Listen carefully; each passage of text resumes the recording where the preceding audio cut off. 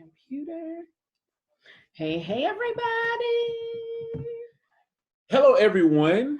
We're just super excited on today because It's a today special day. it's a super special day, and we have already started on a high note, like before you guys came on camera with us. But we're super excited to have our first ever book club. Like, this is amazing, Yay. right? So and what's yeah, the for first sure. book in the first ever book club? I can't really say how. I don't know if I can put into words how humbling this is. Like, I'm really at a loss that the book that we were able to write, we felt divinely inspired to put together, is the first book we have put into the book club that we're going to talk about. So super excited about it. Thank you guys so much. The book here that we have, can you see it? For those on the recording, is exposed. There we go. I'm trying to get it out of the light a little bit. Yes, that is Mika and I. Yes, we are in a Why power you gotta pose. tell them? Like, Because it's, not everybody guessed it. you don't think, I mean, they can clearly see that's, okay, maybe not. But okay. But the cat's out the bag. That's us on the cover. That's the story in and of itself. Yeah. How that all happened. But we are super excited. Everything is just so divinely It is. ordained and just already laid out. Yeah. And when you don't even think that you're walking in it, you're literally like floating in it. Mm-hmm. That's what this journey is all about. Everything's aligned the way it's supposed to. So we're very grateful, very happy that you're here, that you're joining us. Yeah, so do we? I'm just trying to get everybody. Yeah, make sure supposed everybody to can be get in. here. So yeah, and while she's doing that, for our first book club meeting, we're gonna review the book. Like we said, we're gonna go through chapter 1 of Exposed Love, Unstuck. And this book really is a labor of love. We like to consider it a living book. It's a book that you're going to work through. It's a workbook. So as opposed to just reading our story, we really wanted to bring you into it and see some real healing and transformation happen as you go along in a journey with us, so to speak. So that was really the premise of what we wanted to get accomplished through this work. And we're really excited to be able to review it and have other people talk about it, because we've talked about it forever. This is our life. So excited to hear other people and hear what they got from it as well. So we have a couple guests in the house, and we'll be interacting with you guys. We'll just be kind of flowing, right, and kind of talking through the book. Yes. If there's any questions that we need to answer along the way, we're happy to. See, Ramona said she didn't know that it was us on the cover. Oh, like, you should have left them with some suspense. Okay. That is us on the cover. It's just a piece of art. I know that is. Well, the cat's out the bag. If you guys wouldn't mind, since we're in the book club, we're kind of giving info about it. Why not, right? Just so you know, we're in Toronto, and Mika's telling me on one cold day that, hey, I got these tickets, right? And I want to go do these. What are they called? It was the sexy pictures. What do you call them? Boudoir or whatever. Yeah, you know what I mean. The very sensual pictures. Listen, I'm all. I didn't even know really what I was getting into. I just knew that I had $400 voucher to go get some pictures done, and I was like, I'm feeling down. I need to go lift myself up. Let's go so I can take these pictures. Absolutely. So Mika and I are all about adventures, right? And I'm all for taking her down there to get these pictures taken, because I'm going to be a witness. I'm all excited about it. So we get to this place downtown Toronto, beautiful studio. They greet you with wine and mimosas and champagne. It was a setup. Yeah, it's all a setup. So they greet you with all these drinks as soon as you come in, trying to get you loose, I guess. I'm sitting there like a man is supposed to. I'm not taking a picture. I'm just sitting here. I'm waiting. I'm going to let her get all dressed up or whatever. I'm just going to spectate. Well, the photographer comes out, takes a look at us. Oh, you guys are such a great looking couple. Oh my gosh. It would be so sexy if both of you guys take a picture together. Why don't you guys take a couple pictures? So my face went completely pale and white. Like, what are you talking about? What do you mean take pictures? Don't you aren't these naked? Like, what do you mean? Like, no, I'm thinking absolutely not. But as the champagne was flowing, it didn't take much convincing, guys. Yeah, it actually did not. You know, I'm not sure what was in that drink, but something made me go, you know what? I'm gonna do this. I'm gonna do this. And if you know my history, I'm not one to be at a nude beach. That hasn't never been my style. I don't walk around in bikini bottoms or what do you call them? The things that guys wear.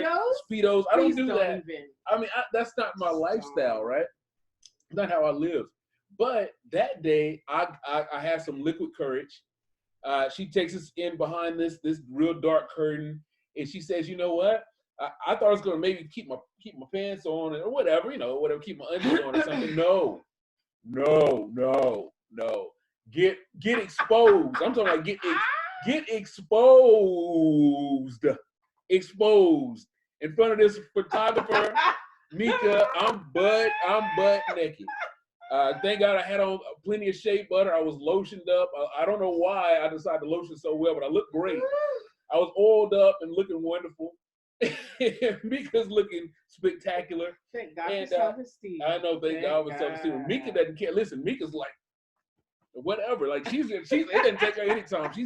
She's so brave. Oh, well, what? Take my clothes off? Yeah, no problem.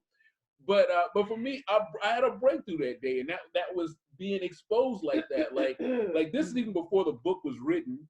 When we were talking about exposed, before the book was written, and it's funny how through that journey and this being on the book cover, it was a day where we had no idea this would be used for illustration for the book. Yeah. At all. Yeah, but it was perfect because almost a year later, when we finally decided to publish the book, and I was like, okay, I got to get this done. God placed it in me. You got to do this. You got to get this done. I was at the point of going through formatting and all that stuff, and I was like, well, I need a book cover. And I had another idea for a book cover. I started working on it, and I was like, no. And then I went to the washroom in our apartment, and I came out of the bathroom, and the first thing I saw when I came out the bathroom was this picture hanging on the wall. And I looked like dead square at it. And I was like, oh my gosh. Like it hit me. And I was like, I go to Rhea, I go, babe, come here. And I was like, what do you think about using that on the book cover? And he's like, okay. And then I got straight to my computer, got the file, did it. But at first, I had a red overlay over the picture because I didn't want people to see that it was us. So I was like, it's kind of there. So they could see it, but not really. Let them guess. And then the following day, I actually put the picture with the red overlay and then the picture without the red overlay. And every single person in the group in Singular Ready, I was like, choose A or B. And every single person chose this book cover. And I was like, listen, if this gets out and people find out that it's us and we get in some type of mess, it's y'all's fault. It's not ours because you guys chose this book cover. I wanted to be conservative and have the red overlay, but I'm super happy that this is the cover that we went with because it speaks to who we are. It speaks to the theme of the book. It speaks to the journey that we're on, that you guys are on. And that really is just living free. Absolutely. Living in your truth and in your light. Like, don't cover yourself up. Be exposed because that's where you're going to get true transformation, is when you dig into all those uncomfortable corners of yourself and of your life. And you can look at it and love it and be like, baby, I'm ready. I'm free. So I am you can't get much freer. You can't get much freer than this. so that's the cover of the illustration of the book. Little backstory there. I'm glad you guys joined. I see we have two new. We have a few more people folks that have joined, so we're definitely excited about that. So let's dive right in. Absolutely, let's get into it, right? So I guess, can you guys see? Do you guys have the hand raising thing? Let's see. I don't see it. So I mean, there's only 5 of you guys on right now.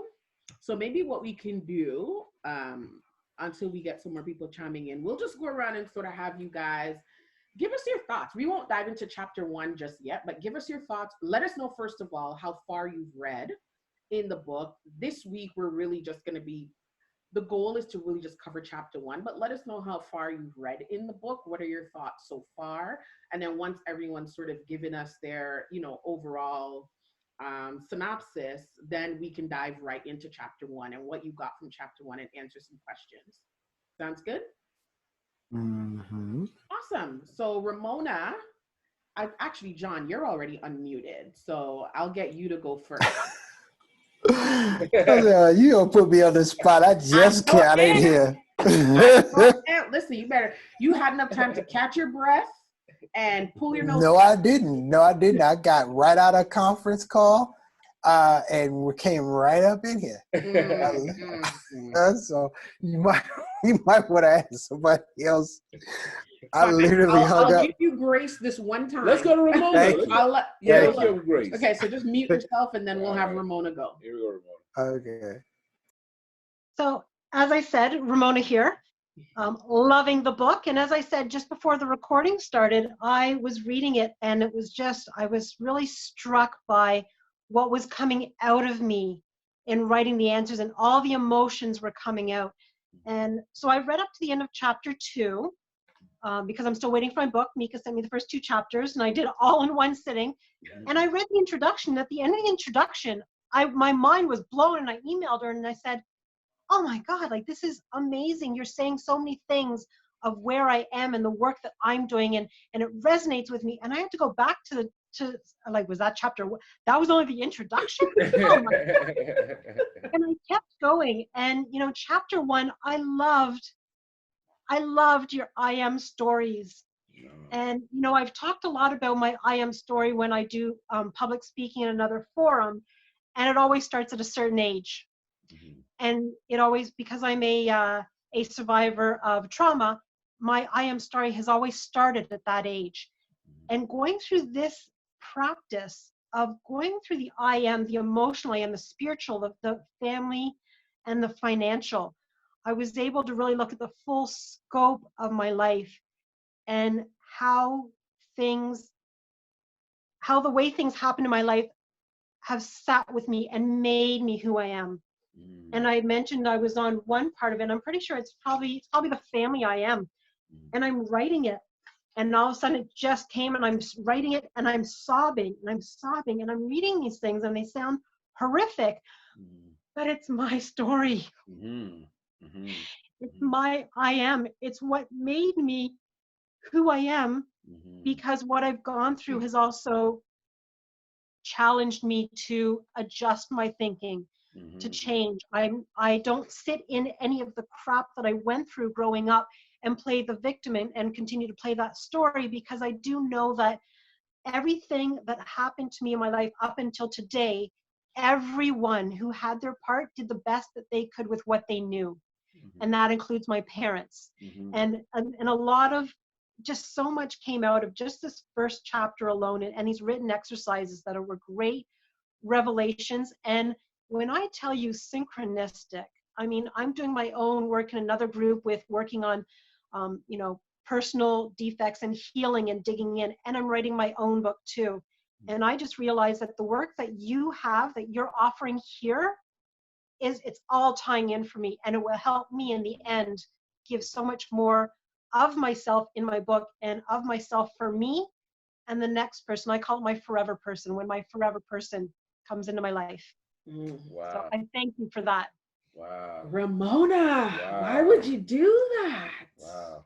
Why would you? My goodness. You're the first person. I'm in tears. I am so grateful, and I'm blessed. This is a wonderful book thus far, and I'm so excited to get my book. I'm so excited to highlight it and to have it forever. Wow. I am so pleased to hear that. Oh my gosh, I got to sit with that for a minute. So before we get into discussion, I'll put a pin in what I need to say, and then we'll do a round table, and then we'll come right back. Thank you, Ramona. Thank you so much for sharing that. Okay, you can go ahead and mute yourself. Miss E, are you here? Miss E. Yes, I'm here. Hey, how y'all doing? Hey, sweetheart. We are amazing. How are you doing? I'm good. No complaints. Good. How about you guys? We are doing fantastic. I'm already bawling, but that's okay. Blessed and highly favored. I'm going to be nice to you. All right. Oh my I'm goodness. trying not to make you cry. Oh jeez. It's already starting, I so can't guarantee that. so let it go. Let it go. It's already started. And I'm trying. You see me? I'm trying to look away real quick, like. Let that thug tear out. All right, I'm trying to hold it. Try to hold it together for us. No lie. All right. Let it Eric, out. how you doing, sweetheart? So I guess to answer the first question, I've read up to chapter 3, so I've completed chapter 3. Okay. And although it is a quick read, I guess I'm stuck at 3 because I keep finding myself going back and like rereading it and like thinking about some things. I put the book down for a few days and come back to it, type of deal. Mm-hmm. So, but since we're focusing on chapter 1, are we sharing like our I am stories or not yet? So just your overall, like you read, chapter 3. What was your overall sort of synopsis of what you've read so far?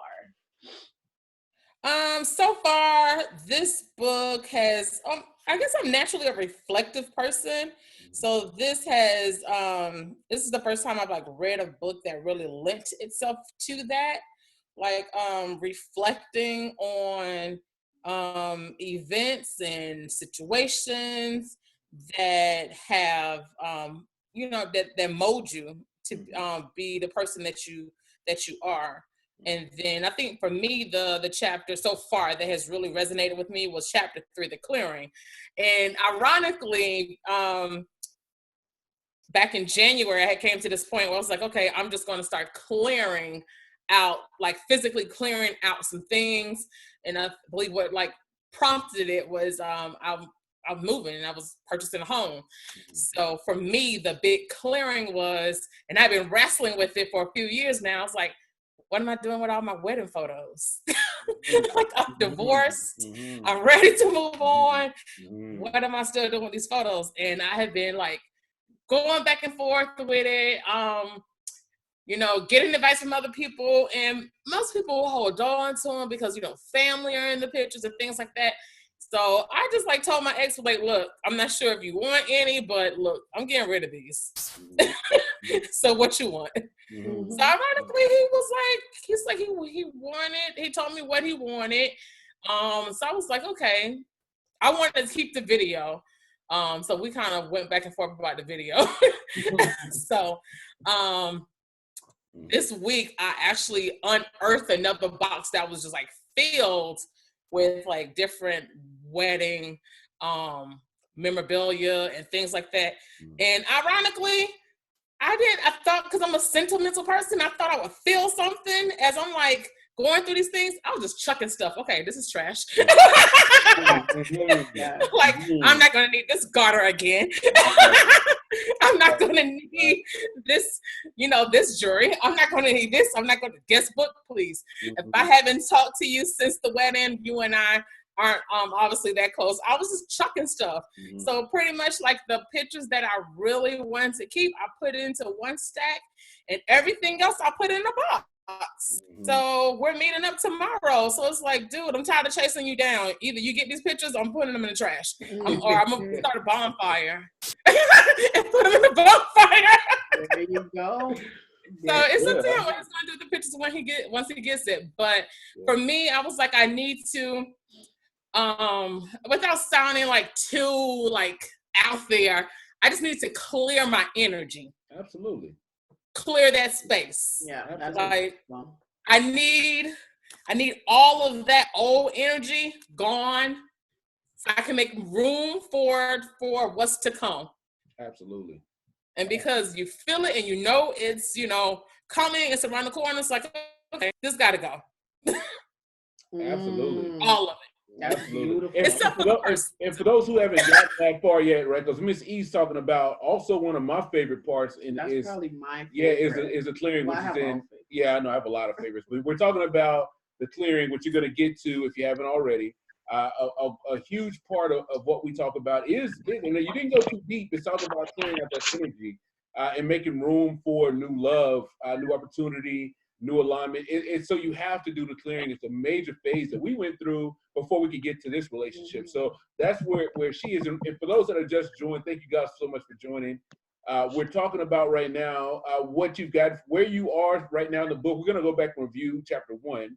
We're going to talk about where you are so far with the book and what you've gotten from it thus far, right? Yeah, so your synopsis. Yeah, Miss E, we had 2 really, really outstanding ones so far. No pressure on anybody else. Yeah. But but those were amazing. Thank you, Miss E. We appreciate that. Thank you so much, Miss E. Is it my turn? You're welcome. Is this Erica? Oh, Erica said it's my turn. Oh, yeah. Girl, Okay, Erica, we know you're ready, so it could be your I'm just turn. playing. Let's go. You're ready. So, guys, I gotta tell you guys something. I've been laughing at Erica.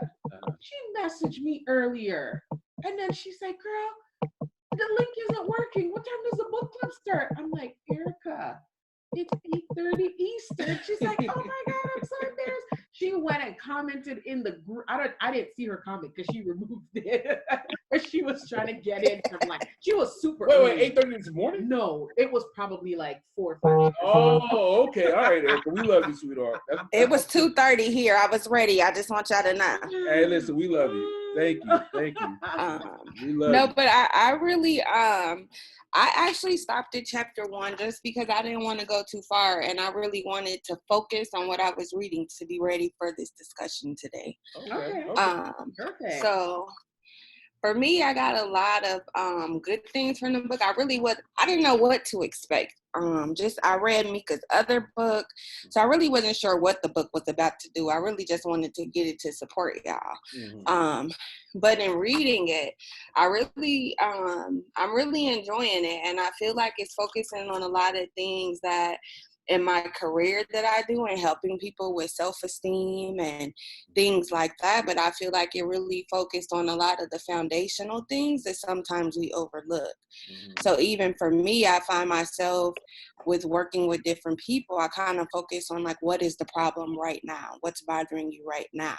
Mm-hmm. Versus your book kind of focus you to look bigger than that. It makes you go back to why your way of thinking is even the way that it is. Mm-hmm. So parts that I appreciated when Mika was in the book speaking in her I am story, how she didn't even know how to show love or express it rather. So I can relate to that I too was raised by my grandparents. With my father being the only person to really show me that emotion or that love or what it's really supposed to look like. So for me, I think that's what spoke the most loud to me because I guess I never looked at it like that. And I don't show the emotion. I'm the kind of person, I'm going to hang up on you or we're going to be finished talking before I'm even about to go through. I'm mad at you because you did this, and this. Mm-hmm. So that part right there struck me heavy because I'm like, okay, maybe I need to check myself because I don't show emotion and I just feel like, why should I have to? So that's what stuck out a lot to me. That's what I can think of off the top of my head without actually flipping through each page. That's the main thing that really stuck out to me. Awesome. Good. Thank you for sharing that. I'm happy that you brought that up because that's something that I didn't even realize until a few years ago. And my son is now 16, right? But it just goes to show you're growing up and without paying too much attention to it, you tend to think that how you are now is who you are, but it's only a reflection of what was embedded in you from a very early age. Mm-hmm. Because I could have really went along, with the rest of my life being hardcore and, just carrying on that generational trait of not showing any type of emotion, even to your own kids. And I see the relationship that my boys and I have right now. And I'm telling you guys, I wouldn't give, that's my life. I could talk to them 50 times a day and 50 times a day, sometimes 50 times in the phone call. I love you. I miss you. And my boys, they're growing up to be the type of man that I wanted for myself, even at a very young dating age. yes, they understand vulnerability and being emotional, but they're also not pushovers. They understand the strength of being a man as well. So I'm happy that I was brought to a point where I was able to sort of change the direction of how that was going, and especially raising young men, right? So thank you for bringing that up for sure. Very nice. Whew. Yeah. Oh Jesus! Why am I crying? This is crazy. Well, it's good. I mean, it's supposed to pull out. It's a great thing. It's a good thing. Okay, so we have John. Are you ready? Are you situated? Yeah, I'm good. Okay, perfect. All right, so John, we're gonna have you share. I'm really surprised by just how much I actually got into the I am exercise. Interestingly enough, when I looked at it, I was just like, I glanced over the exercises before I actually went through the book, and what I ended up doing is just as a full view. I read through the entire book, and then I doubled back to do exercises because I wanted to read the actual story of the book, because I already knew that if I was going to take this seriously, that I was going to have to spend some time really thinking and marinating on the exercises and not just kind of whizzing through them just to say, okay, I completed the book, and, you know. So I went through the book the first time around, and that's why I'm still like at page 35, I think, because I wanted to get the whole view, but then I wanted to really get in there and look at the exercises. But what kind of got me is how I really started thinking about the questions that were being asked and the things that I had to elaborate on. And right where I'm sitting at now is where I was at the time, is the window next to my bed. And I literally, every time I looked at it, I had the electronic version of it up, and I'm just sitting here looking out the window, thinking about it. And I got my audio on, and I was just dictating my thoughts. And I just kind of when I thought I was going, when I thought I got to a point where I had everything out, I just sat for a few seconds, and then I did some more. Then I did some more. And the great majority of the thoughts that I came out was stuff that I really was, like I was joking about yesterday.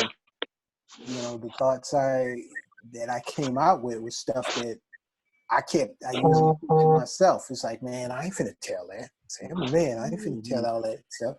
But it was just things that I knew in the back part of my head, like we were talking the other day. It was things that I knew about my spiritual side, my emotional side, my relational side, my family side, things that I knew, but it was in the back part of my head. And as long as it was back here and not out here where I could look at it, I don't have to deal with it, not in any significant way. But how I'm approaching this is just like, man, look, I don't want to keep doing the same thing and expecting a different result. And the only way that's not going to happen is if I start looking at things differently than I have. And I can't leave it in the back part of my head. I have to put it out there so I can deal with it, because it's a lot of junk that I done took as gospel, and it's to mess my brain up really over time. And every time I keep running into somebody, I'm thinking I'm doing my best with her, but I'm not, because I'm still walking off of that same programming, just with a different person. Right. That's beautiful. Right. That's right. That's good, and I like that, John, because speaking as a guy, that really we really are programmed with so many crazy belief systems, from especially in a relationship perspective. We had a discussion in the group today about the Gucci Man's relationship, right? And I know when I was growing up, one of the things that couldn't do it. We used to hear this when I was growing up, and ladies, y'all may not know this, but how we used to judge a woman's loyalties by how much she can put up with. How much can she deal with from me, right? So I can go around, be a dog, do my thing, move around or whatever. And if I can find a woman that's a ride or die, is what we call it, a woman who'll stick with me no matter what kind of crap I put her through, and I can show her love every once in a while, that's a woman you want to be with. That's a ride or die woman. But what we didn't do, what that belief system messed us up with, is we hurt so many women with that belief system. We hurt ourselves with that belief system. We don't work on ourselves. We want other people to deal with our crap without dealing with it ourselves. So, and I realized that, and even going through the book myself, and I look at my relationships, and I look at a lot of different things, when I really examined my belief systems, I realized they were adopted. They weren't my original thoughts. They were adopted, things that I decided to take on myself and live. And when we go back and really think about it, really dive deeper into it, we can find some real healing and some transformation to realize I don't have to be that. Like, that's not me. I don't have to be that. And the events that have happened in my life, I don't have to attach those and call them me.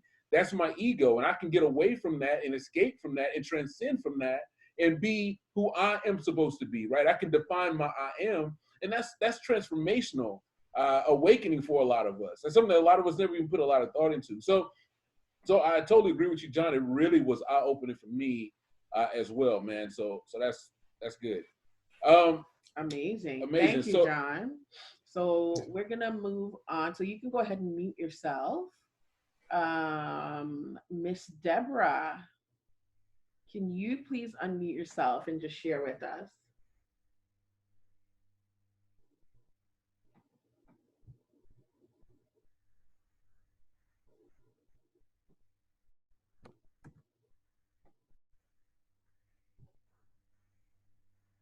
Okay, I can't unmute you. So if you can hear me, you can unmute yourself.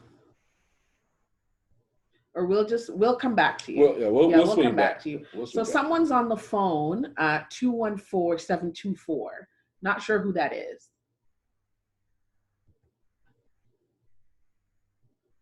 You can go ahead, you're unmuted. Hello? Amika and Rio. Oh, we hear you. Can you hear me? Yes, we can. Okay. I couldn't hear very good on my tablet. Oh, okay. My phone is better. No problem.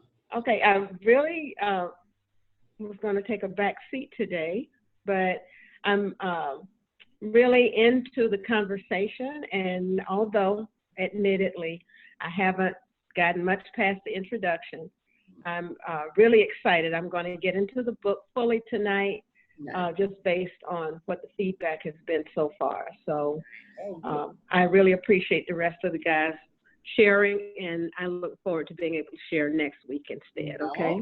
About my revelation. So thank you. Thank you for your honesty, and thank you for joining us. Yeah, that's cool. Of course. Okay, I'm gonna go ahead and mute you. And I think we have Nikisha. Can you share, Nikisha? No, she said she's on a work conference call, so I'm not sure if she could speak. Nikisha, can you hear us?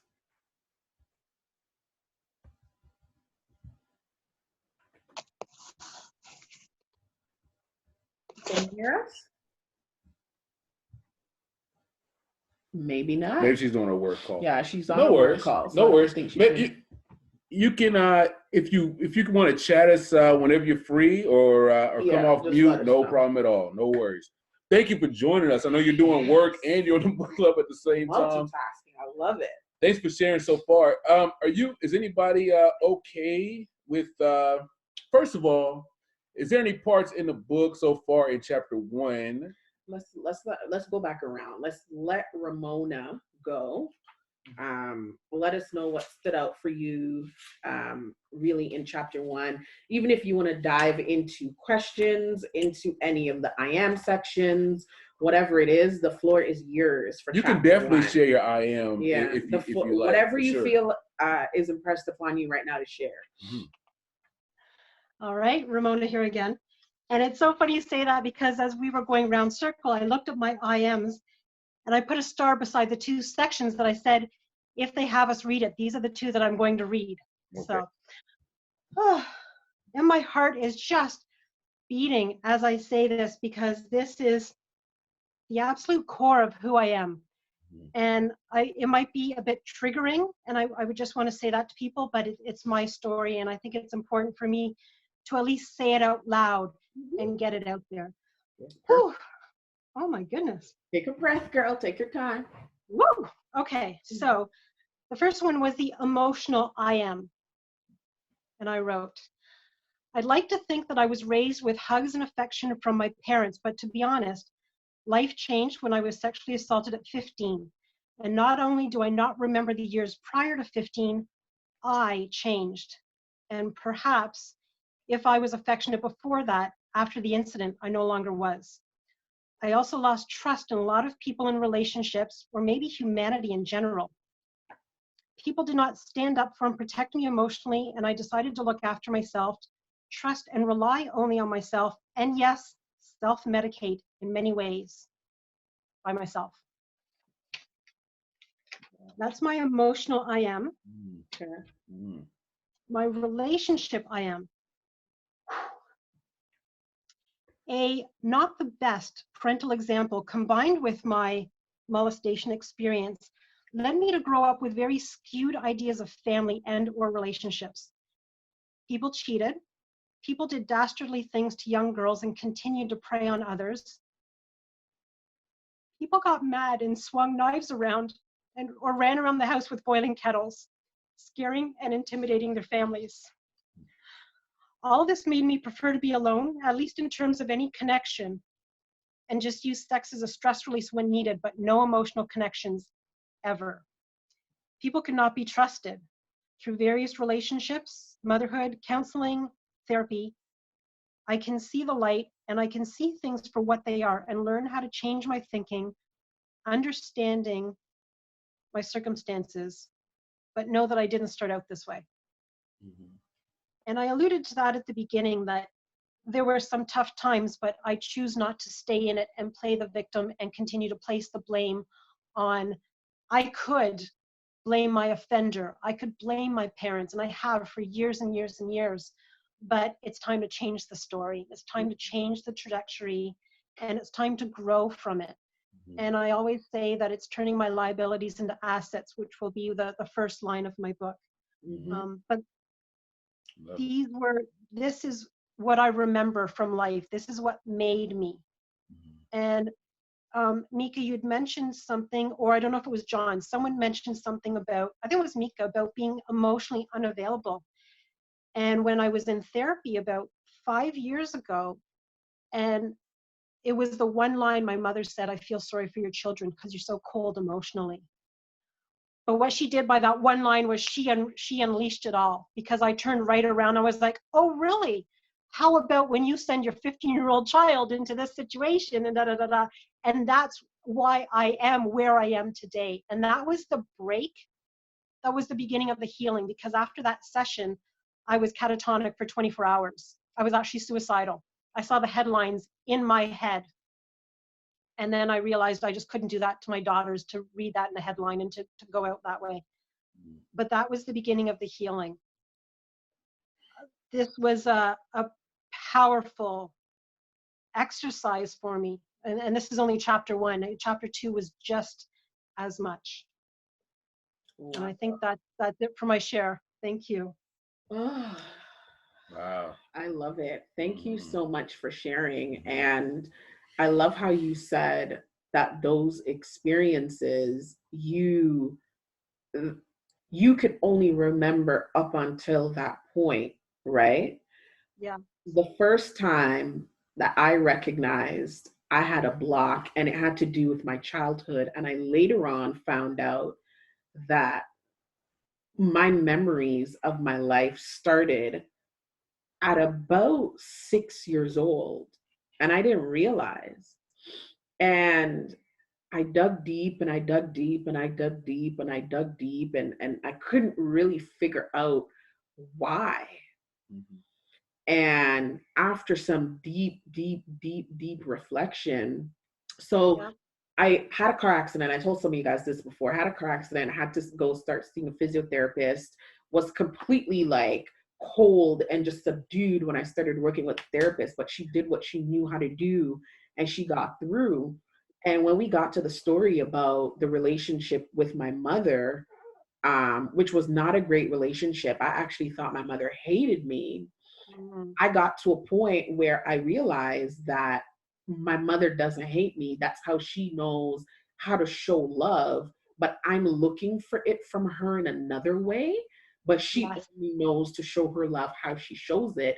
And when I started to think that my mother hated me was when I realized as a 6-year-old girl, like when it really hit me, my grandparents and my aunt were not my mother. Like everybody else had their moms, but my mom left when I was a year old and, left Jamaica, went abroad, better opportunity, all that good stuff, which I'm extremely grateful for. But at that moment in my life as a 6-year-old child, I wanted my mother. Yeah. And my whole life, my whole adult life, up until I was 33, 32, I believe, that's when I realized that that little girl was trapped inside of me. So all those years, 20 some odd years, I lived trapped in this little girl when love and emotion were concerned, right? So that was a part of my prior I am story until I got to the point where I was forced to do the work and I didn't even realize I was doing it, right? So thank you so much for sharing that. Absolutely. Powerful. Thank you for sharing. I'm just loving the energy so far because we're able to open up, and that's what this book's about. It's about being exposed. It's about open up so we can get to some healing. And we're taking off all the facade and taking off all the, I'm okay, and playing that whole game. It's okay to not be okay, but it's okay to heal. And that's what we're doing. That's what this book is for. We see that Renee joined. Renee's with us. Hello, Renee. Hey, Renee. How you doing? So we kind of went around and did a round table so far, had everyone give us their synopsis of the book, how far they read up. So we'll have you do that when we get to you. Right now, we're just having everyone that already shared kind of share their chapter 1, their thoughts, their exercises, if they want to share it, what jumped out at them, what they worked on, what they spent time on, all of that. So Miss E, we're going to come right back around to you.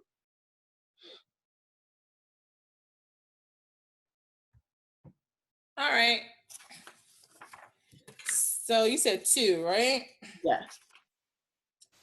No, chapter 1. Chapter 1. If you want to share 2 things, 2 I ams, right? Yeah. Oh, if you like can if you want. 1 or 2, however you want to do it. That's fine. Let's go with the spiritual I am. With that one, I said basically I'm growing and I'm opening. I'm open to learning. I guess learned about spirituality a little bit later in life. I didn't grow up in the church or anything of that sort. That wasn't something that was prevalent in our household. My dad was one of those people where he grew up in the church and he refused to like do the same to his kids because he felt like all like Christians were hypocrites. Mm-hmm. So it wasn't until after he passed that I actually started to explore religion and my spirituality and things like that. So presently, I'm just constantly focusing on my inner peace and creating positive energy around myself and not allowing myself to be a part of negative energy or to get sucked into it, because I've learned over the years that I feed off of energy a lot. So negative energy really saps, like it makes me tired. It depletes my energy level, and it frustrates me, and I can't have negative people in my space. It does something to me, it just throws me off. So just being more aware of the energy that's around me and being a better custodian of my spirituality. Like if someone is being, negative and things like that, just like, politely just remove myself from the situation or let them know, but like, you know what? I don't want to hear the tea. I don't have time for the drama. Like, how does this, even sometimes when I'm talking to my mom, I was like, what, this doesn't benefit me. Like, this isn't doing anything for me. Like, I just don't want to be a part of it. It's draining. I mean, to the point that I've like, unfortunately, I've had to block my own sister on Facebook. I've deleted her number. I blocked her on my phone. Like, because it was draining. It was emotionally draining. So that takes me to the relationship and family I am. So I tried to like pretty much touch on, I guess, like the main branches of relationship or family. So, but very briefly, I am a divorcee. I was the spouse of someone who silently struggled with substance abuse. Most of his family and friends, and including myself for years, didn't know this was something he was struggling with. And once I did find out, it did cause me to become an enabler because I was the keeper of his secret. And I've grown like from that. Some people say, oh, like if I could like erase like a chapter of my life or a situation in my life, like, oh, I would like remove this person from my history.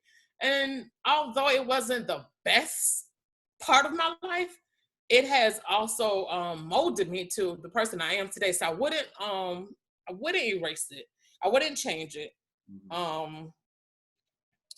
I learned that I'm also a sister of individuals who have substance abuse problems, which is crazy because a couple of them don't even know that I know that they're struggling with substance abuse. I've like heard it from fiancés and like other siblings.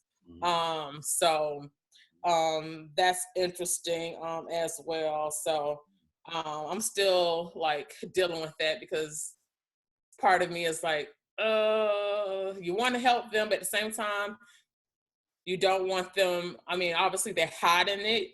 I don't want to be like, hey, you know, your fiance told me that, you know, you're struggling with this type of deal, because I don't want to break that person's confidence, type of deal.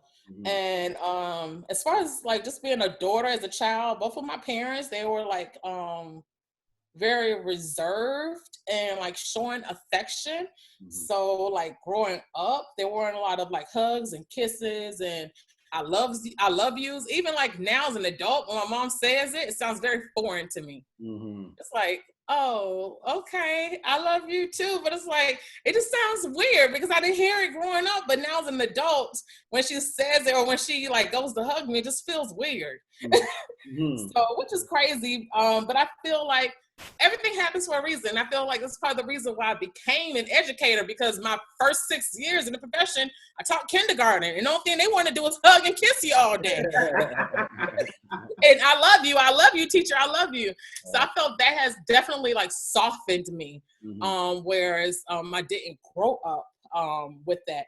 I was that kid. My parents both said that I was a bucket of water because I cried for everything. I cried if I'm angry, I cried if I'm frustrated, cried if I'm happy. Ironically, I realized as I was going through my divorce, I don't cry when I'm sad, which is an odd thing. Most people cry when they're sad. When I'm sad, I feel it, but I don't cry. But everything else, frustration, happiness, anger, you know, I cry when I'm praying. It's like I cry for everything else except for you know, those sad feelings. I felt because my parents were so reserved that, you know, me being a overly emotional person, my feelings were often overlooked. And even as a kid, I did voice that to them. I do remember like one of my younger memories of my parents. I feel like Cinderella. Y'all don't listen to anything I ever say. I'm like the odd man out.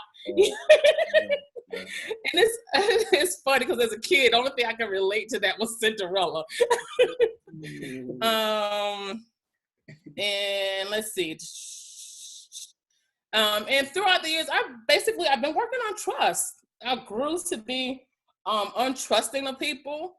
I'm more of a I believe what I see versus what I hear. You can tell me anything, but I'm waiting to see how you're going to conduct yourself. type of person. But I think I'm getting better at being trusting. However, once you lose my trust, it's very hard to gain it back. So that is pretty much it. That's awesome though. Thank you for sharing. I mean, thank you for sharing. Thank you for sharing. That's awesome. I know a lot of us can relate to what you were talking about, for sure. I do have a question before we move to the next person. Do you find that the relationship that your parents had when they didn't show affection, I know you said with the kids, they come up and hug you and it helped you soften up a bit. But when it comes to, if you think about previous relationships, romantic relationships, are you one to show public affection? Do you hold hands? Do you want that type of affection where somebody's rubbing on your back? And what happens if it seems like they're showing you too much love? Does it make you run away? Or how does that affect you, if you don't mind me asking? It doesn't bother me. Ironically, I mean, I enjoy holding hands. If it's something as simple as a back rub, but don't be like rubbing on my booty in public. Like, don't do that. It looks a little pervy. It's a little bit too much. And especially depending on where you're at. I was married to someone whose primary love language was physical touch. And even like when we would like have like family gatherings and stuff, dude, we're at my mama's house. Stop rubbing on my butt. This is my mom. Calm down. Too much. All right. Yeah, too much. Okay, we get I get it. So it's the time and the place for everything. No doubt. Exactly. I hear you. Hey, that fits your personality type perfectly. So yeah, that's good. I understand that. Okay. So I was looking for a verse. And this is just gonna touch on Miss E, what you just said about trust. Now, it might not come up now, it might come up later on in your reading, and definitely something that I would recommend that you look at, especially when you're thinking about and working through the clearing. Because oftentimes, you know, we'll look at the clearing and think, well, I just got to clear physical stuff out. But also look at emotions and feelings that aren't serving you, right? I'm trying to find the verse here. I'll find it in a minute and I'll put it in the chat, but it's the Bible verse that says, so we fix our eyes on what we see, something or other versus what we cannot see, because what we see, so I'll find a verse and put it in there. But anyway, it has to do with when you are at your place of true surrender, when you're really allowing God to lead the purpose of your life, trust of man doesn't become a factor. And what that means is you have exposed yourself so much and you're allowing God to lead and control every single aspect of your life. When someone new, old, whatever it is in your life, you don't concern with whether you have to trust them or not. And I'll give you a perfect example. When Rio and I just met, you guys all know the situation, how we met online, you know, through Facebook. We communicated for about 5 months before we even saw each other in person. And a friend of mine who I recognized after this incident had her own trust issues. We were all working on a project and I needed to share something with Rio, but she was it was not through Facebook, and she was controlling the Facebook page. So I asked her for the information so he can go in and he can get it too. And she literally she blew a gasket. And then she basically let me have it and say, you know, well, how could you trust him? You don't even know him. And I didn't think of that because coming into our situation, I got to my point of surrender. And some of you guys read about that in chapter 2. And my point of surrender was when I basically put my hands up and I said, God, I trust you to lead me, for you to use me for every bit of your purpose. And because you say that you are going to protect me and you'll never forsake me, anything and anyone that you bring into my life and my space, I know that I'm protected. So all that energy that I would take into not trusting people, because if you're really honest with yourself, if somebody crosses you or whatever it is, even though you're like, oh, I'm cutting them off, you're really exuding energy into that situation. And it's generally negative energy because you get so riled up about what they did or did not do for you to not trust them. Right. But when you get yourself to a place, and this is what everybody can, you know, is going to be constantly working towards, and I'm still working on that, you know, the more work that I do, but just something to keep, you know, as a thought, right? And especially when it comes to trust and the clearing, how can I release a sense of untrust? What am I holding on to? What people, what situations, what things, what feelings? Pray over that and I ask God to release that and replace it with a trust in Him, because He's promised us that He will protect us and He will guide us. So I'll find the scripture. I gotta go find it because I haven't studied purpose-driven life in a while. So let me find the exact scripture and then I'll put it in the chat for you. But you know, that was just on my heart to share with you as you share that piece. But thank you for sharing though. Yeah, that's awesome because trust is the thing. But I will say this and then I'm done. I am a type of person, even if once you cross me, I forgive and I let it go. And some people are like, how can you forgive like what they did or what they said?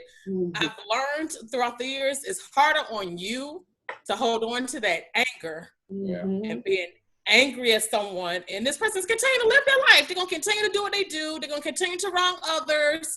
They're going to, you know, do whatever. And you're holding on to that anger and it's eating you up and it's making you bitter. So I am like huge on just like forgiving, releasing it and let it go. Like once I forgive you and I let it go, like we're good from a distance. Okay. That is pretty much my thing. And that has been very like therapeutic for me. The just forgiving and moving on. That's powerful. And the moving on part being the most important aspect of that whole thing. For sure. And I see Renee got a hand up. I know she went and got the book. I know she went and got it. So she's just Renee, like, I got that verse. Go ahead, Renee, give it to us. I'm here trying to find it, but I'm slow. No, so Eresia, first off, thank you for speaking something that has been near and dear to me. But the scripture that came to me that I am going to share that has been a good one for me is coming from, and I use the New Revised Standard Version, but it is Proverbs 3, chapter 3, verses 5 through 8, and it reads this: Trust in the Lord with all your heart, and do not rely on your own insight.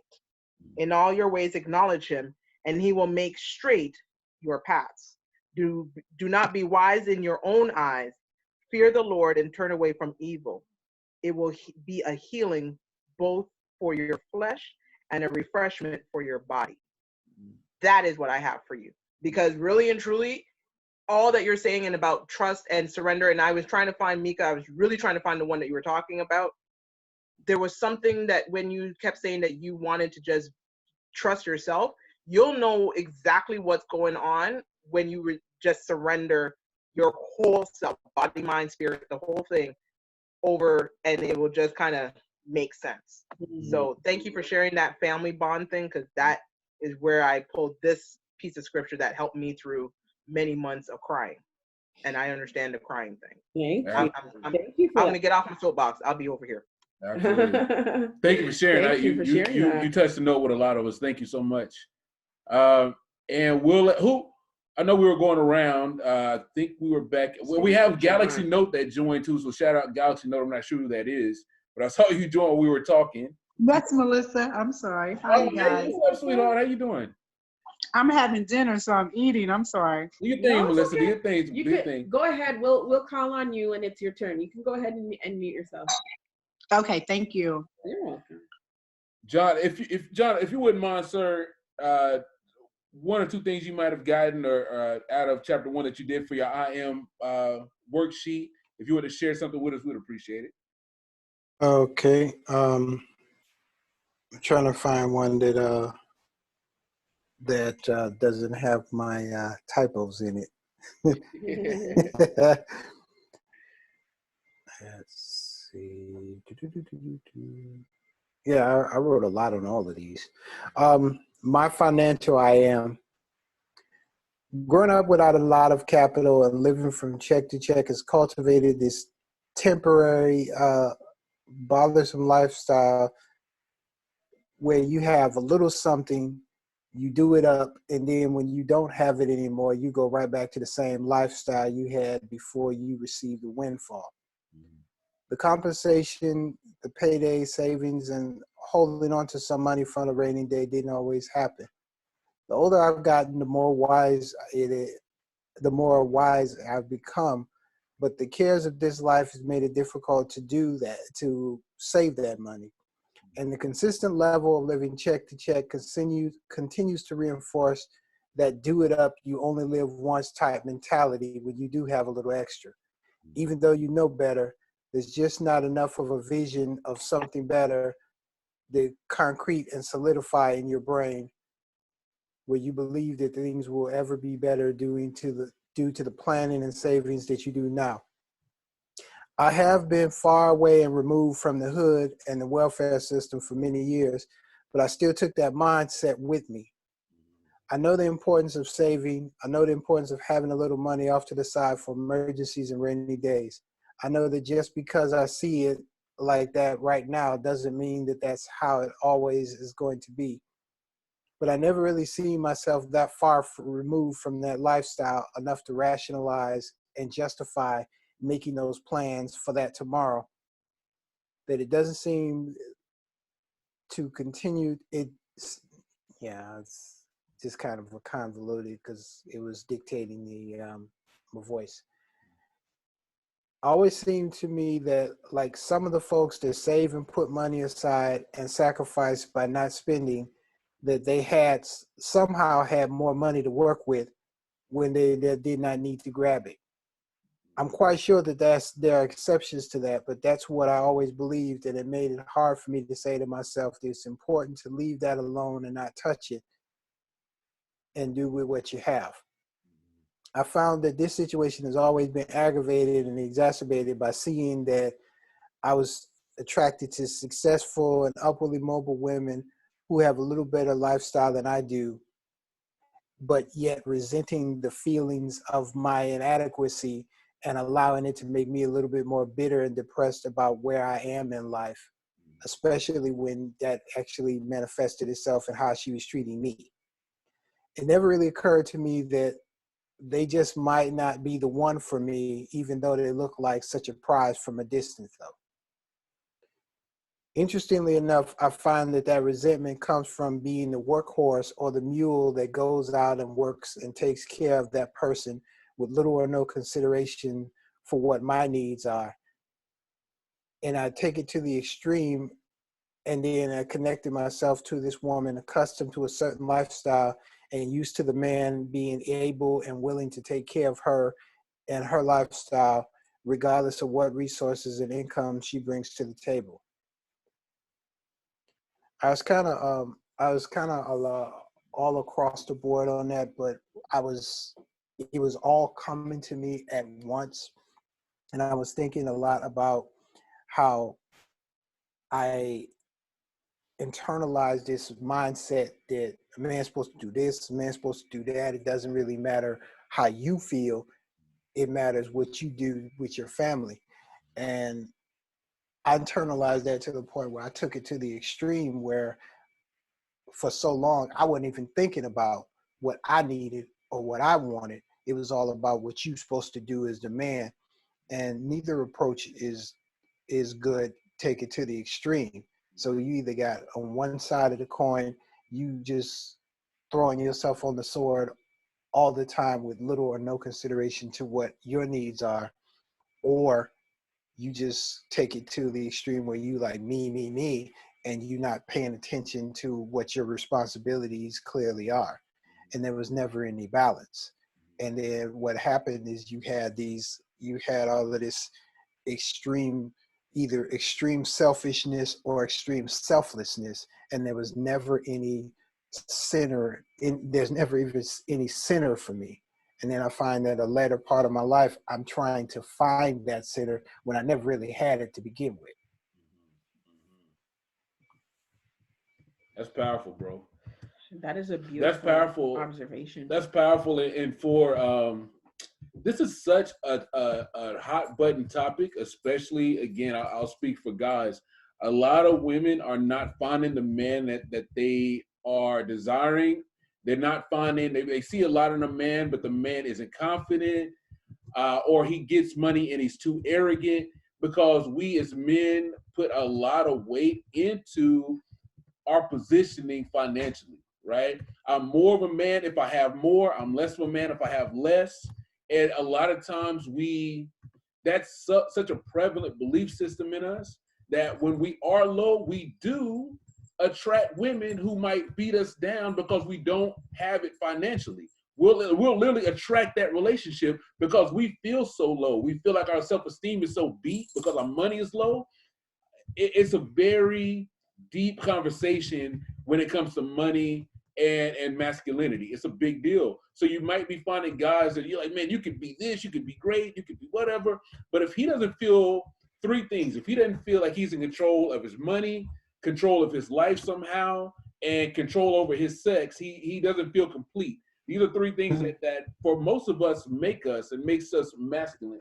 So I really relate to what you said, John, because I had a lot of that same relationship when it came to money. When I had money, when I got money in my pocket, I mean, I was on cloud nine. Y'all might feel this way too, ladies. You can't tell me nothing. I'm the sexiest man in the room. I can have any woman that I want. I'm a boss. I was so tied to money being a part of who I was as a man. It was really sickening. So that was a big part for me too, John. Like you speaking the language for a lot of guys. Honestly, that's you're not alone with that at all. And it's so crazy. This is why, for me and for us, it was so important to do this type of work, how we're doing things now, because you get to a point where you realize just through conversation of both sexes, like there's some really great men out here. Absolutely. And these are the men that the women are looking for, but these men, for whatever reason, life circumstances, upbringing, whatever it is, they're not living at like their highest level. But sometimes they don't even know that they can live at their highest level, right? And then you have, on the other hand, some ladies that have this expectation based on maybe what they saw growing up, or the relationship between their mom and dad or whatever, and they're just like, I even had one girl say, this was sometime last year, she was like, I want my father, like I want a man that is my father. Mm-hmm. I want that relationship. And I was just like, if I was a man, I would run for the hills. That is the biggest red flag. You can never recreate your mother or your father.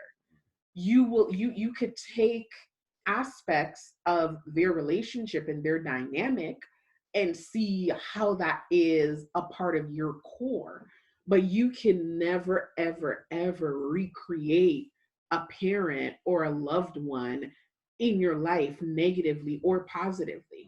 So when both sides really get to a point where they not only are not their highest selves, because I personally don't believe you could ever get there. You're always evolving, you're always elevating the more work that you do. But when both parties are truly just engulfed in working on that elevation, it's a beautiful thing. Because not only am I going to have expectations of myself to do more and be better, I'm now going to have expectations of you to do more and be better. And I just put the verse here in the chat, and this is going to tie right in. It's 2 Corinthians 4:18, Aricia. So we fix our eyes not on what is seen, but what is unseen. For what is seen is temporary, and what is unseen is eternal.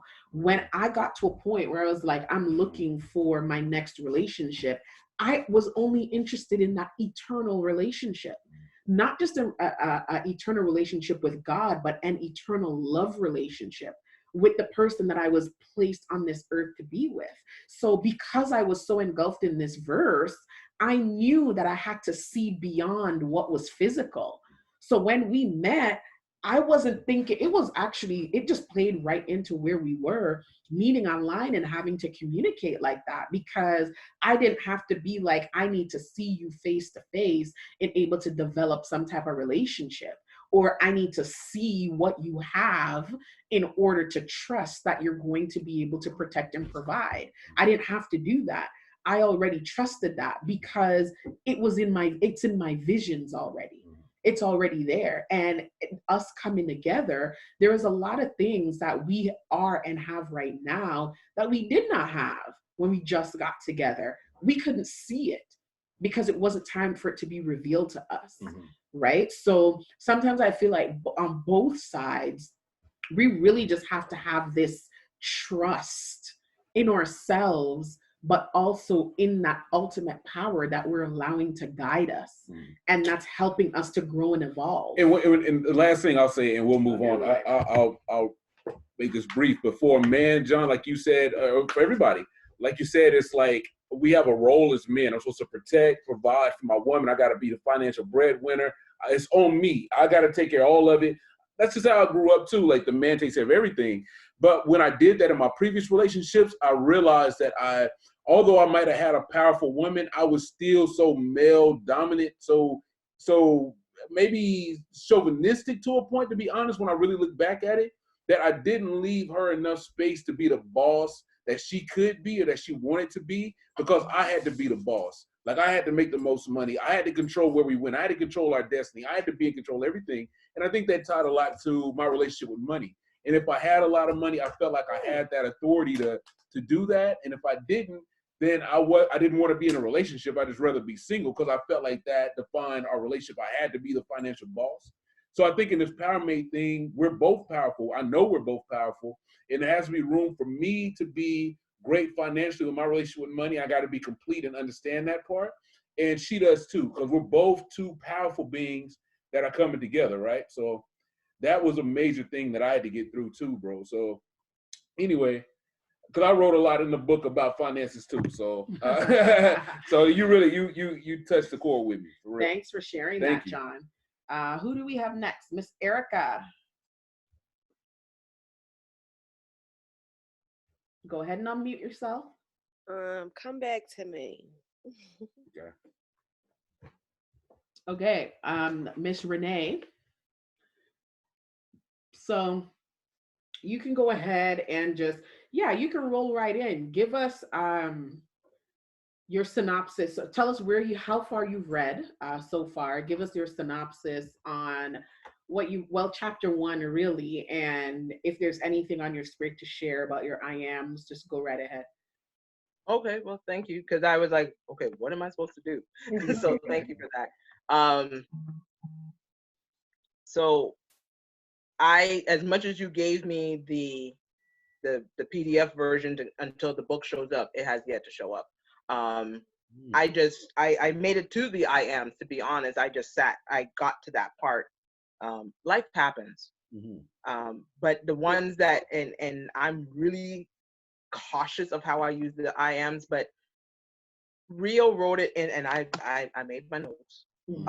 Rio wrote it, and it was so humbling to know that guys go through it too. But the part about self-medicating when something wasn't right, you self-medicated on certain things. Mine was about, overeating and not loving myself and doubting myself and not giving myself the true value of, you did a good job, it's okay. And I'm still working with that, because something came up this week and I had to take a time out, and I was like, I need to reset. But the nice thing is that, and I've been kind of single for probably the greater part of a decade. And for me, I recognize, like Aricia said, my bonds with my family are kind of jacked. Like, I should be close with my sister. I should be close with my nephews. Nope. I'm lucky if I see them in a Zoom chat when we have these family gatherings, like we're going to have one on Sunday. And that's hard for me, because the last time I physically saw them was Christmas. And because of something stupid, and I say it's stupid, my sisters kind of put the block on. I don't see my nephews. I don't talk to them like how I do every day. And that was hard for me to get through. And I had a really loving cousin that was like, you need to let it go. So she sent me a book, and I read parts of it, and I just said, you know what? I can't read another book to tell me what to do. I just need to do. And I did a full forgiveness treatment that I found that someone had sent me online, one of the ministers that I work with, and it helped me so much. And I would just write and write because I'm a writer. And I just wrote and throw stuff. Like I burnt it, I released it. And when I was burning it, I just gave everything up. So when I was reading the book, I resonated with overeating or going out to party really hard. But my thing was, I would go into work so bad, you couldn't get me to get out of work if you tried. It'd be like, yo, Renee, we're going to a party. I'll see if I could go. I'm at work. I will put 16, 17-hour days. I'd have a backache, whatever, but that was me. That was my self-medication, and it was bad.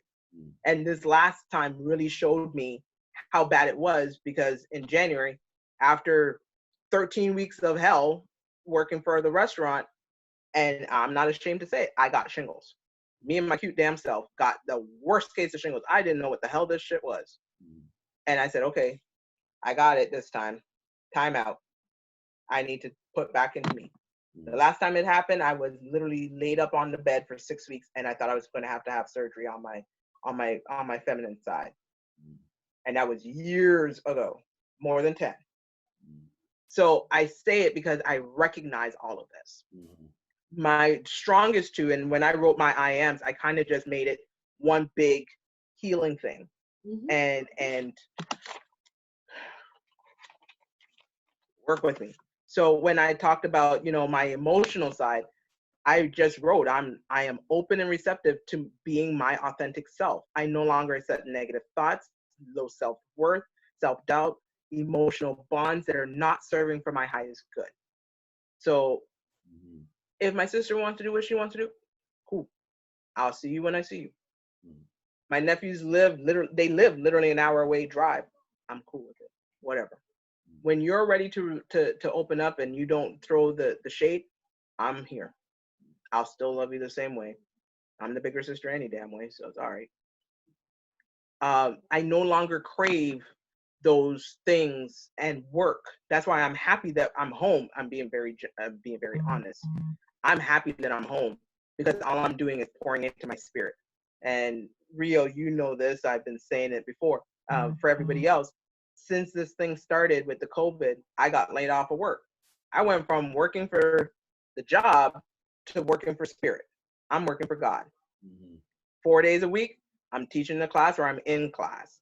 And if I'm not doing that, I'm helping another church. Now I'm going to be helping another church on Sunday. So that's 3 churches now that I'm going to be I'm in spirit. That's all I do. So when something spiritual comes in, I'm like, oh, let me go get the Bible. My whole bookshelf, that's all it is. I got to pour into myself. I can't do the outside crap anymore. I can't serve two masters. It's either God or other. I'm sticking with God. At least I know he ain't going nowhere. Spirit can't move because I am spirit. Right. Like that's legit. The other one that really resonated for me was finances. My crap was, I was living paycheck to paycheck. I would be like, borrow from Peter to pay Paul and make sure I scoot back over to Peter and make sure they're comfortable. And I wrote that I'm creating new avenues of wealth and I no longer live paycheck to paycheck. I no longer live in Debtville. I am now free to have unlimited income and savings directed by my CFSS, which stands for Chief Financial Source and Supply.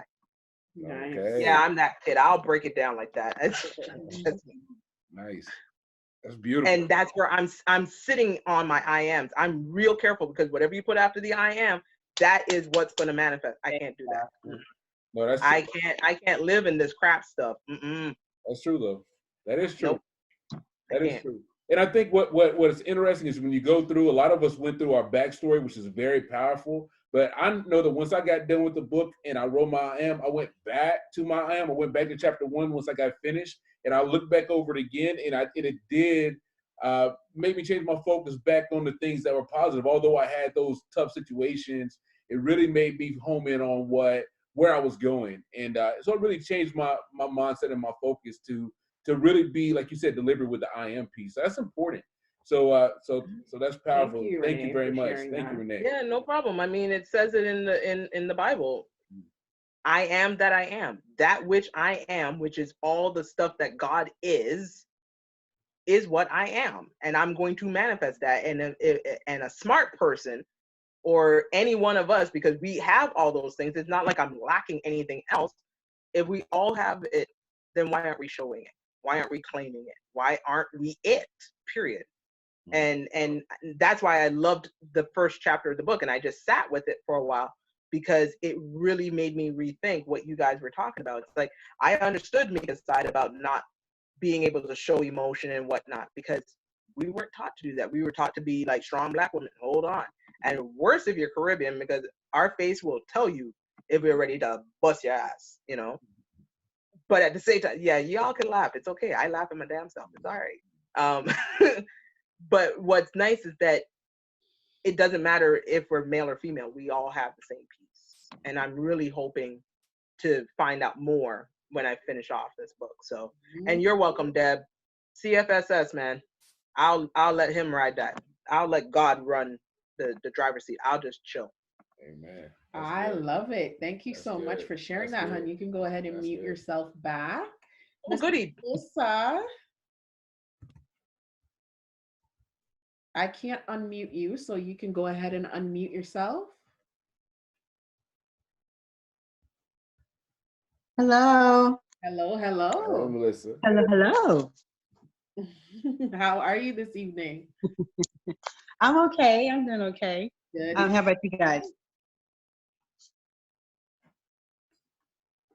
Everybody okay? Yeah. Oh yeah. Mika asked you about dinner. She hungry, so she asked you about dinner. Oh, okay. So I made shrimp Alfredo flatbread pizza. Okay. Oh my goodness. Lord have mercy. Yeah. Oh my goodness. It was awesome. Yeah, I got a recipe online. Dana Chanel actually put it online a couple of weeks ago. Nice. Okay. Sounds delicious for sure. Let me get my life. Okay. I'll have to share. Welcome to the first Thank you. in Life book club meeting. And thank you for purchasing the book and supporting us and whatnot. But we're just going over, introducing ourselves, letting everybody know how far we got so far reading. And tonight we're only going to be covering chapter 1. So if you want to let us know your thoughts, how far you read so far, your thoughts on what you've read so far, and share anything from your chapter 1 with us that sort of stands out with you, or from any of your I am stories. I mean, my I ams, they're pretty personal. I kind of went in depth with my upbringing and everything that I am now. So I kind of went deep. Good. On everything. So you get as deep as you need to get. And why I'm saying this is I think about cleansing. And back in the day, I used to be a part of a network marketing company that had like this super cleanse. And that's how that's when I learned that, or intestine, it has ridges. And if you just do like a regular cleanse, you're going to flush your system, but there is gunk from years and years that's still been built in our intestines, where if you don't do the right cleanse to really pull that stuff out, you're never, ever, ever going to truly be clean, right? And a lot of times we feel pain in all sorts of our body, and we're like, oh, it's arthritis and it's high blood pressure and this and that. It's not. It's from all of the junk that we have in our intestines that's been living there for years and years. It's still there. So that's kind of the mentality that I want you guys to have as you're going through these exercises. Go deep. And if you find that you're doing it and you're wanting to continue to write, get a notebook. Like, we're in the process of putting together so much merchandise because we realize that there's more room that's needed from the room that's in this book. So we're actually working on creating a journal as well as a notebook so people can have alongside the book, but write as much as you need to, go as deep as you need to, because these exercises, they're supposed to be cleansing and they're supposed to be healing. So the fact that you went deep is perfect. Love that. Yeah, I did. I guess on one that I can share, I was reading, I'm very spiritual. So I try to put that first in my life. That's the only thing that's guided me like my entire life is God. So he's like so important in my life. So one thing I wrote, I said, I am rooted in spirit and God. I said my mom would send us to church, but she never went with us. I said it allowed me to be free with God, to talk to him and wonder, who are you? Because that environment felt so real. It was so purposeful and it was full of love. I said, I'm still that little girl that gave her life to Christ at age 9. I'm still believing. So I feel like I'm still that same little girl that gave my life to Christ when I was 9 years old. Love that. Nice. That's good. Yeah. Still open, still searching, still being led. Awesome. And I carry that with me every day. And so anybody that I encounter, I pray that they also, have a similar story like myself, that God has always been with me. I just didn't find him one day, That's perfect. Always hold on to that innocence, man. That's awesome.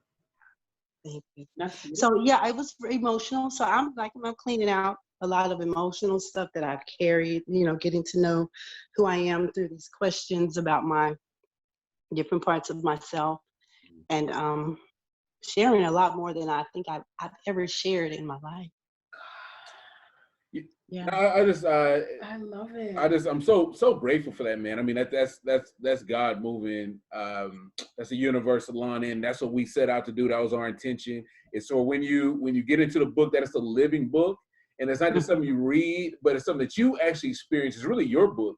I mean, and that's what we really wanted it to be. We wanted it to be your experience, right? So we go in here, we share some stories, but at the end of the day, when you write in it, it's your journey, and that's something that we really wanted to focus in on. So when you guys say that that's what you got from it, like that means so much to us. It means the world. Absolutely means the world to us. So and Melissa, I love you. So and I know you've always been rooted in spirit. So yeah, take your time with the book. We're just in chapter 1. Mm-hmm. There's a lot of things in there that are going to really pull a lot out of you. It's going to be very challenging.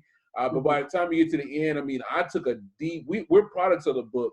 I took just a deep, refreshing breath. I mean, like, I got so much out, and I put so much good in. It really, it was wonderful. So anyway, thank you. I'm enjoying myself. Thank you guys so much. Awesome. Yeah. I love it. That's so refreshing to hear. Good stuff. Thank you. So thanks for sharing that, Melissa. We're gonna go over now to Miss Erica. Okay. Are you ready for us, Erica? Yeah, I'm ready. I had to make sure you was talking to me. I was looking like, okay, I'm not only Erica. So to be honest, I didn't write anything on my I am statements because what first came to my mind, I was like, okay, maybe I'm thinking too deep. But as I've been sitting here listening to everybody sharing, okay, that was the goal. But one thing that is really sticking out to me, because I didn't write anything, and actually that's where I closed the book. It was like, okay, yeah, that's not what we're doing. So I kind of been sitting over here thinking like, well, why the heck didn't I follow through with that? Even though, yes, I thought maybe I'm thinking too deep, but it brings me to the thought of there's this lady I know with this magazine, and she's been reaching out to me. She sent several emails about interviewing me. And she sends me the information to kind of let me know the questions that she's going to ask. And one of the first questions on there is, who are you? And every time she sends me the email, I stare at the email and I close it out. And to be honest, it's like I'm really recognizing that I've been living, yes, and I've been surviving, but I feel like it's just really been a bunch of survival, if that makes sense. Absolutely. So when I get to thinking about certain things, it's like, dang, before I even realize it, it's been so many years. And I'm not really paying attention to the time lapse until you have conversations like this. And I'm like, dang, it's been a long time. without really recognizing. And so for me, this whole thing is really just causing me to reflect on who I really am. And I feel like I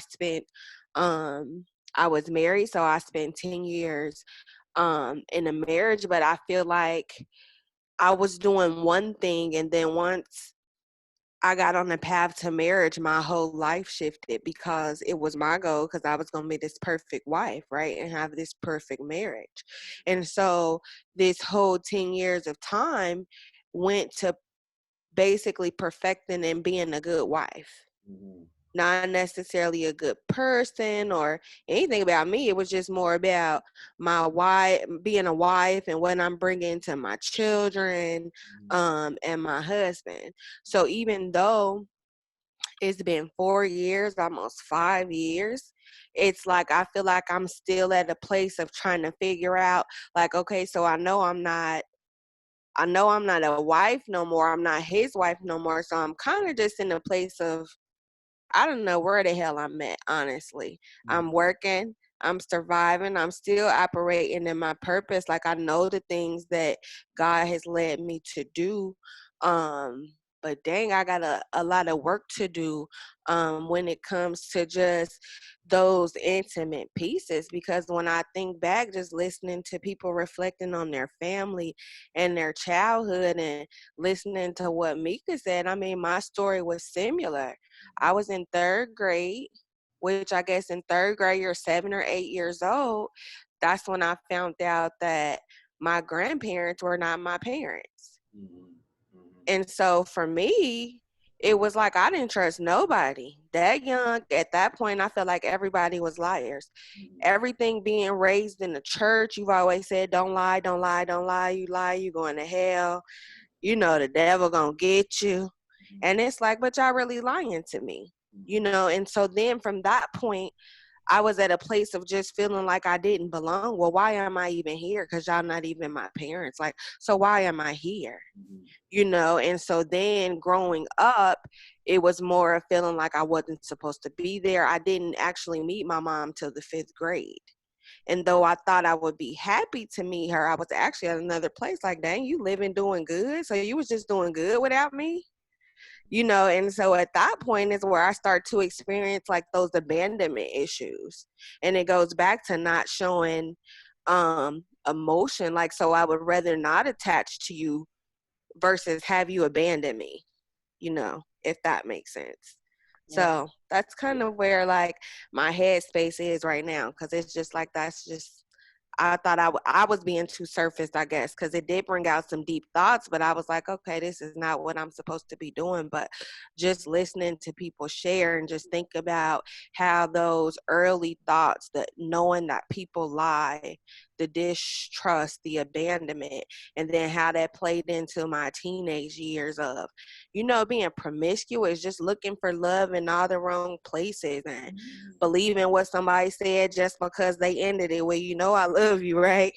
You know, and just giving those affirmations that I wasn't receiving because I wasn't raised with my parents. It was people providing for me, but they weren't necessarily nurturing me. There you go. That's good.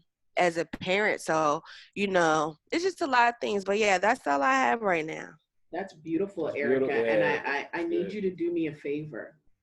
So there's a reason why you stopped at this point and you didn't move forward into the exercises. I want you to take a look at, on page 14, there's a diagram.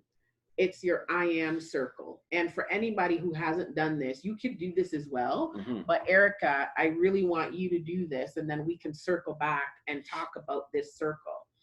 Look at where it talks about your conscious mind, right? That's your outer world. That's what's going on in your life right now. That's who you think you are. That's your everyday. But I mainly want you to focus on the next layer, which is the mental blocks, right? Use the mental blocks that's here in the book as a guide. And when you're doing the exercise, more might show up for you. If it doesn't, that's completely okay. But use every one of these as a mental guide. And I want you to write down each mental block and really think about what comes up for you. So if you think about self-hatred, can I think about anything about me where if I really dig deep, I understand that that's a part of me hating myself. Where do I self-sabotage? When I think about my thoughts and my attitude towards certain things, do I ever exhibit a negative mental attitude? And how can I change that to a positive attitude? Fear of judgment. Do I stop myself from doing things because I have a fear that others are going to judge me? Low self-esteem. Where in what areas of my life or what situation happened where I could really say, you know what? That was a part of me having low self-esteem. Fear of rejection. Same thing. Do I not move forward with certain opportunities because I have a fear that I'm going to be rejected? Self-denial. What are you denying yourself of? Negative financial environment. Is your financial situation really yours, or is it a story that you're telling yourself because of maybe what you were around before, or what you were taught, or what one thing that somebody might have told you about money that created a negative financial environment for you, right? Negative spiritual environment. What thoughts around spirituality are you having, right? Negative emotional environment. How are you with your emotions? Are you in touch with your emotions? Can you be expressive when it comes to your emotions? Negative self-talk. Do you talk to yourself negatively? Can you look in the mirror and say, yes, Erica, you got you. Yes, Erica, you can do that. Can you pump yourself up? Or do you say to yourself, well, maybe I can't really. Oh, you know, it's not for me. No, they can't want me to do this. Self-doubt. Right? Where do you ever doubt yourself? And these are just some examples, guys. Just so you really don't have to think about it. But if there are other things that come up as mental blocks, please address them. Because what we want to be able to do is actually, I heard somebody say this before, but in order for you to truly heal, you have to address the elephant in your room. And the elephant in your room are the things that you know you need to face that you have never faced, that you've always ran away from. But we're not going to do that anymore because we're all about being exposed. We're all about revealing ourselves to ourselves so that we can heal and that we can move forward. Because as you can see from this diagram, once you break through these negative thoughts, now you can tap into your true self-conscious with clarity. And once you start to live in your self-conscious, man, that's when you are getting deeper and closer to your core, who you really are. So when you go through something like this and somebody asks you, well, who are you? Off the drop of a dime, you'd be able to say, I am Erica Gist, and I am, and you just start reaming them out. And this is nothing to feel bad about. When I got divorced in 2015, somebody wanted to take me out on a date and they were like, well, what do you want to do? Where do you want to go? I don't know. We finally went out and they're like, well, what do you want to drink? I don't know. Because I didn't know who Mika was. I had to do this for me. Because just like you, I was in a marriage for 7 years. We were together for 11. I spent the last 11 years of my life being his wife and being a mother to those kids and sacrificing me for them and opportunities that would benefit us as a family. So I had to do this all for myself, and it's never too late, guys. So if you're at a point where you feel like, man, I don't even know, you know what? Let's address it. We can't move forward until we address it. And this is just a small exercise that we put together just to help to trigger some of that. And again, the more it comes is the more you let it out. The more you want to cry. The more you want to write. The more you want to scream. Get that out there. We're getting into the little nooks and crannies of our intestines. We're starting to root things up and clean them out because they need our attention. Yeah, and that's so tonight's been more than everybody shared, right? Yeah, everybody shared tonight. But tonight's been super powerful once again, because as you guys can see, we have to, there's not a place, like you said, Erica, we can't get too deep when it comes to this, right? There's not a point we can get so deep, or we need to be, oh my gosh, maybe I'm digging too deep into this situation. Maybe I don't need to go that far.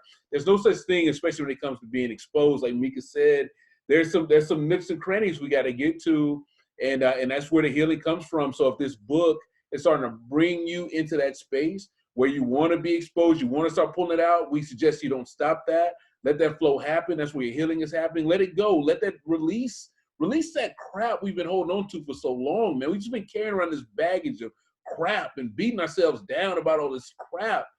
And we need to let it go. We need to identify it, let that thing go. Like our girl Miss E's doing. She's doing a full clearing. She's clearing house. Listen, we need to do the same. We need to clear our emotional house. We need to do that. So hopefully the I am is going to start along that path. So I hope you guys had a wonderful time with that. Hold on one sec. Time to forgive, forgiveness treatment. Oh yeah, that was Renee. Absolutely. I want to thank you guys for not only being a part of the first book club, but first ever in life. First ever book club. Listen, well, I looked at her before we got on here. I was like, wait. Have you ever ran a book club? She was like, no, I never. I was like, oh, let's do this. All right, let's do it. Whatever. Let's be exposed, right? We're all for this thing.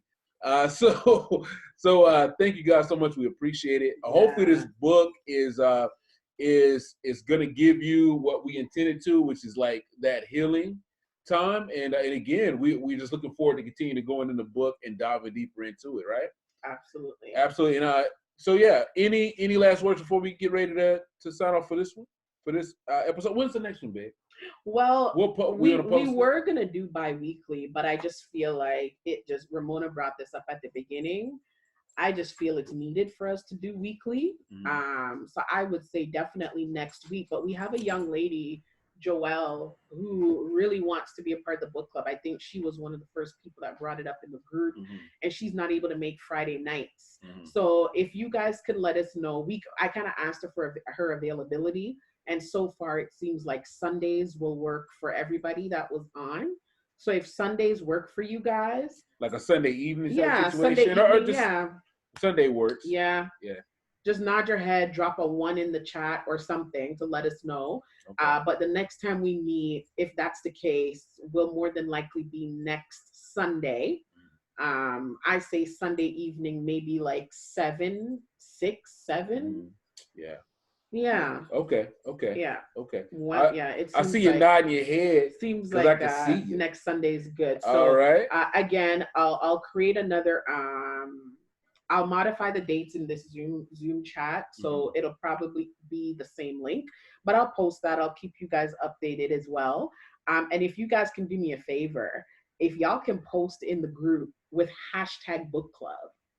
Just go in and let's just blow this group up, because I want people to know what the hell they're missing out on. This was just I am so full right now. So drop us a line in the group, man. Just let us know I was on the book club and ... and #book-club, because people need to see that this is the direction that we're heading in.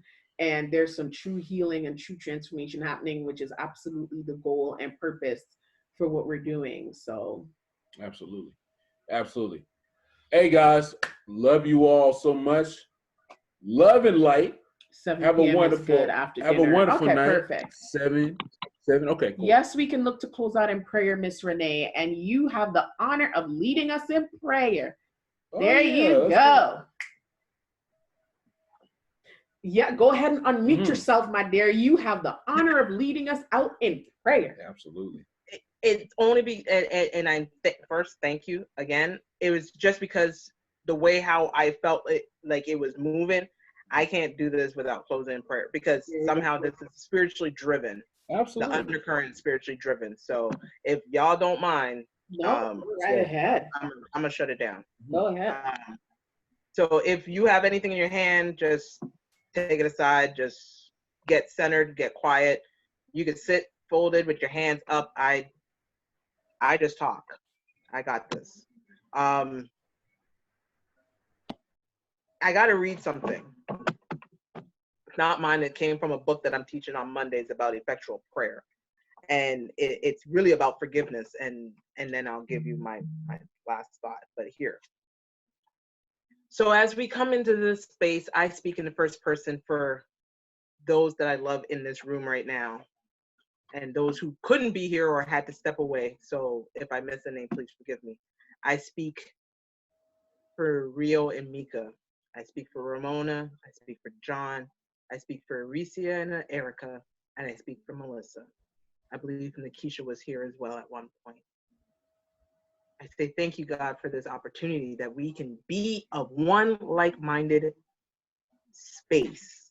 It says that where 2 or 3 are gathered, you are in the midst. So I acknowledge that you are here and you are working in and through us in a mighty, mighty new way.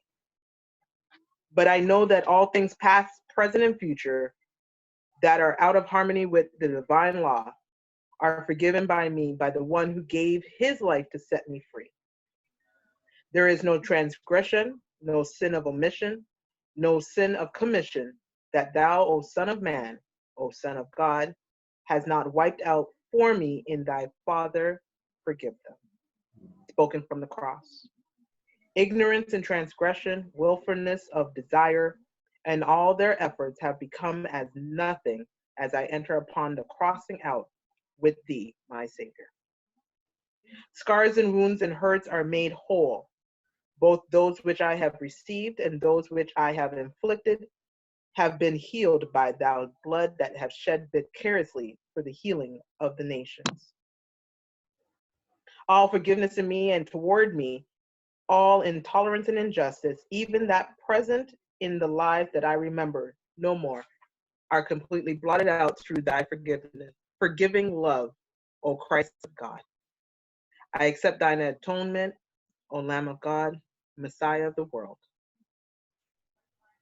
Through thy redeeming love, I am washed clean, rising above all human appearances, all material bondage. I am now resurrected from the dead in mind, body, and affairs, and enter into the newness that has become mine through thee. I am a child of the living God, the Word of God made flesh. And I know this to be true because I am still walking, I am still breathing, I am still living my life the way that it was meant to be through you who's leading me. So in this moment, I know that the light of God, that pureness, that wholeness, that being is surrounding all of us. The love of God, that whole harmony, that unconditional love, that compassion, that fellowship that we created in this room, in this space, in this group, and those who will be joining, is surrounding us and enfolding us. The power of God to be, do, and have all that I am, all that I will be, all that I will continue to be, is protecting us. And the presence of God, however it shows up, is watching over us. Wherever we are, God is. And so it is. Amen. Amen. Amen. Amen. That was beautiful, Amen. Renee. Amen. Thank you. Yeah. Thank you so much. Love you. Amen. Amen. Thank you Love guys. Thank you guys so much, man. You have a wonderful, wonderful evening. Have a good night. Yeah. You too. And we'll see everybody in the group, and we'll join you guys again next Sunday. Yeah. Thank you. Peace out, guys. Ramona, please keep me posted. Yes. On my book delivery? Will do. Yes. If you don't see or hear anything by Sunday, just let me know. Will do. Okay. Okay. All right, guys. Thank you, everyone. Good night, everybody. All right. Bye, guys. All right, bye. Bye.